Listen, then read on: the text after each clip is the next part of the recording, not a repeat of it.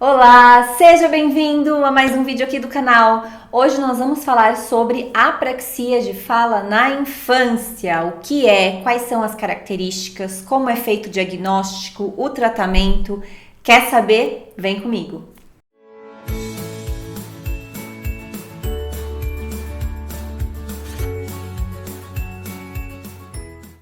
Antes de mais nada, deixa o seu like já nesse vídeo se você gosta dos conteúdos aqui do canal e inscreva-se aqui no canal caso você ainda não seja inscrito. E me acompanha também lá no Instagram, @dicasdafono. Eu passo muitas dicas por lá também e vou ficar muito feliz se você me acompanhar lá no Insta.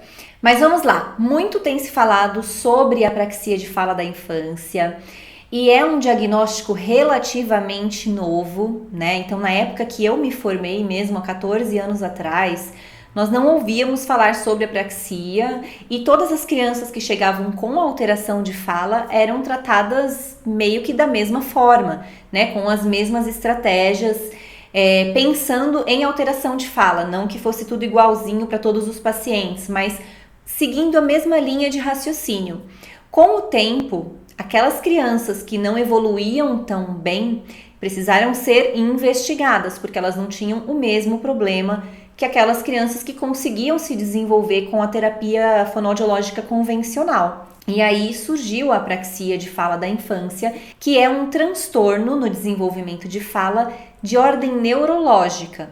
O que isso significa? Significa que a criança não tem nenhuma questão muscular, nenhuma dificuldade de movimento em termos de estrutura orofacial, né? Estrutura aqui das partes da face que ela usa para falar.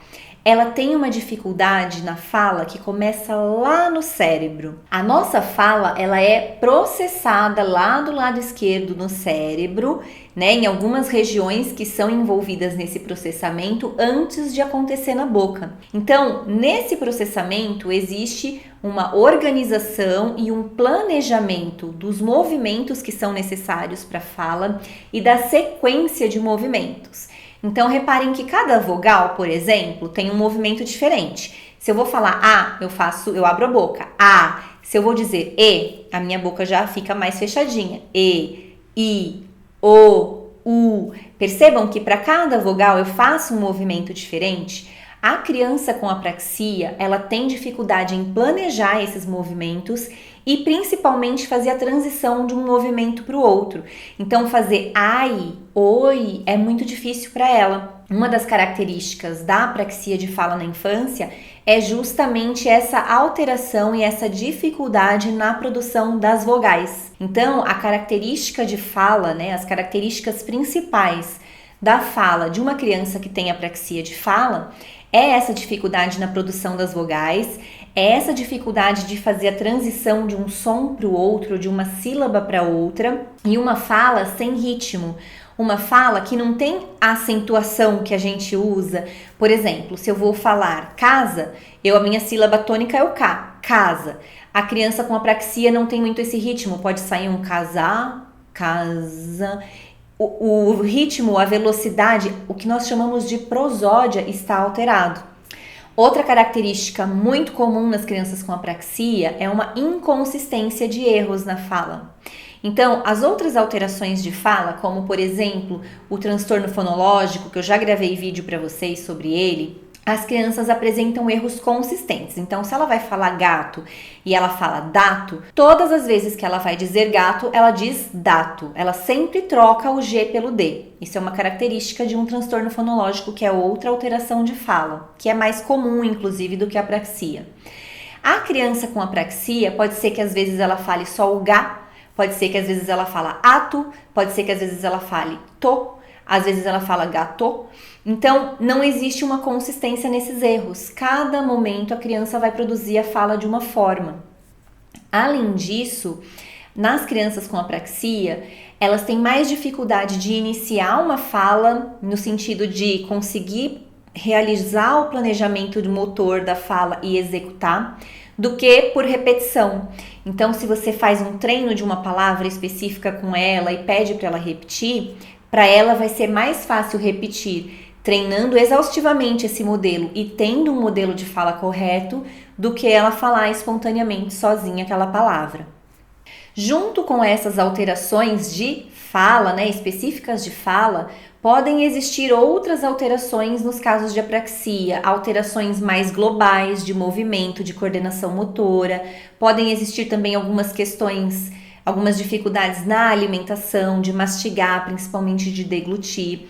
Mas eu não vou entrar nesses aspectos porque são coisas que podem acontecer, não são características que estão com certeza presentes em todas as crianças que apresentam um caso de apraxia. Então, eu falei aqui mais especificamente sobre as características de fala. E pensando então no diagnóstico, quem é que faz o diagnóstico de apraxia de fala? É o fonoaudiólogo, que é o profissional que tem capacidade para avaliar e para tratar todo e qualquer transtorno de fala e linguagem, inclusive apraxia de fala, tá bom? Não é um diagnóstico médico, embora seja importante ter avaliação de outros profissionais, principalmente médico, terapeuta ocupacional, por exemplo, mas quem fecha o diagnóstico, quem bate o martelo mesmo é o fonoaudiólogo. E se você precisa de um fonoaudiólogo para atender caso especificamente de apraxia, é importante que seja um profissional que tenha conhecimento mais profundo sobre transtornos motores de fala, porque a apraxia de fala da infância entra nessa classificação de transtornos motores da fala. E como eu mencionei no início do vídeo, o tratamento ele vai ser mais direcionado para esse tipo de alteração, ele não vai ser um tratamento convencional que nós utilizamos para as outras crianças que apresentam outras dificuldades na fala. Ele é um tratamento mais específico de terapia motora da fala, né? Então a intervenção é um pouco diferente.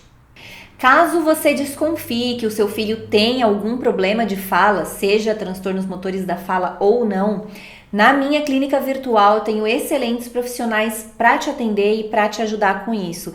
E eles estão lá segmentados por especialidades, então você pode colocar lá fala e linguagem infantil e se for identificado, por exemplo, que é um transtorno motor da fala, você será direcionado para uma fonoaudióloga especialista nessas alterações, ok? Para você saber mais, estou deixando o link aqui no box de informações, tá tudo explicadinho lá no site. Caso ainda fique alguma dúvida, você pode entrar em contato pelo WhatsApp do suporte, que a minha equipe vai estar lá pronta para te atender e te auxiliar no que for preciso. Antes de encerrar, vale lembrar aqui para você que a minha intenção com esse vídeo não é fazer com que vocês consigam diagnosticar as crianças em casa. De jeito nenhum. É apenas uma forma de trazer informação do que pode ser observado na fala das crianças, mas esse diagnóstico de apraxia ou até mesmo de outras alterações da fala, ele não é tão simples, é um diagnóstico complexo. O fonoaudiólogo muitas vezes não consegue diagnosticar imediatamente, principalmente se for uma criança que fala muito pouco ou que ainda não fala, esse diagnóstico demora um pouco para vir, mas já é possível ajudar a criança. Então, quando você tem uma criança que tem um atraso significativo de fala ou uma dificuldade bem evidente e ela ainda é muito nova, o que o fonoaudiólogo faz é o que nós chamamos de intervenção diagnóstica. Então, ele começa a intervir com aquela criança para ver como ela vai responder a essa intervenção e, de acordo com essas respostas, é que vai ser possível fechar um diagnóstico. Então, no caso da apraxia, geralmente a criança demora mais para evoluir, porque é um transtorno, é algo que muitas vezes persiste até a adolescência, até a vida adulta, mas tem tratamento e com o tratamento a criança consegue melhorar significativamente e se desenvolver. Quando essa intervenção é feita e a criança evolui muito rápido, mesmo quando ela apresenta todas essas características que eu mostrei aqui, provavelmente o que ela tem ou o que ela teve foi um atraso motor de fala, que tem características muito semelhantes à da apraxia, e a principal diferença é exatamente essa: a criança consegue evoluir muito mais rápido e às vezes até eliminar essa dificuldade e alcançar os marcos do desenvolvimento para a idade dela. E aí, esse vídeo te ajudou de alguma forma, tirou a sua dúvida? Eu espero do fundo do coração que sim. Se você gostou, deixa o seu like para mim. Deixa aqui nos comentários também outros assuntos que você gostaria de ver aqui no canal, que eu vou gravar com o maior carinho do mundo para você. Inscreva-se aqui, deixando seu like, caso você ainda não seja inscrito. E me acompanha também lá no @Dicas da Fono no Instagram. Vai ser um grande prazer ter você comigo por lá, ok? Um beijo, até o próximo vídeo.